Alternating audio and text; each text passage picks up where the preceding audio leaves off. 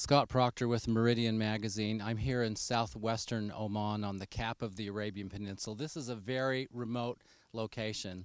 I just want to put in perspective the journey that Lehi and his family have taken for all those years ago, 600 years before Christ. They leave Jerusalem. We know, of course, where Jerusalem is. They come down by the Dead Sea. They go to the fountain of the Red Sea, which is the Gulf of Aqaba. They go 3 days into the wilderness.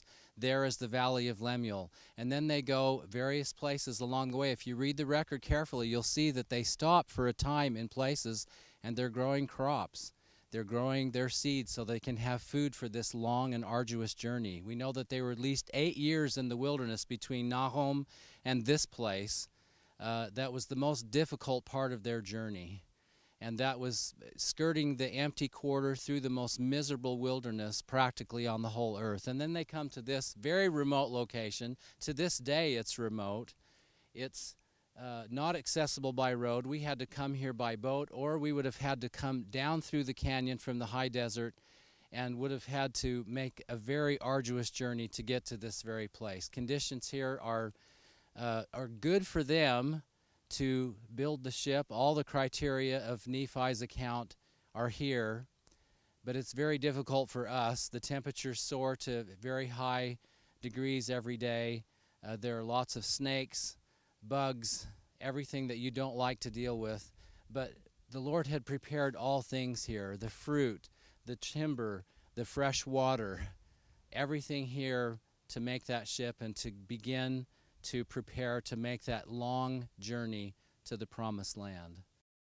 I'd just like to make 2 points about this journey. One is, we taught Institute for many years, and we would often ask our students about Laman and Lemuel. What's their problem? And almost always the students would say they have a bad attitude. That is not Laman and Lemuel's problem. Their problem is, and Nephi gives it in the text, they knew not that God who had created them. And so from the beginning, if they do not know God, they do not understand this journey.